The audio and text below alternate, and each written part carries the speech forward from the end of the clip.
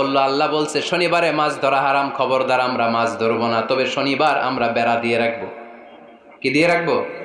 জাল দিয়ে বেড়ে দিয়ে রাখবো। শনিবারে ধরবো না, রবিবারে যাই ধরবো। খবরদার শনিবারে ধরবি না, শনিবারে হারাম। হারাম করছে কে?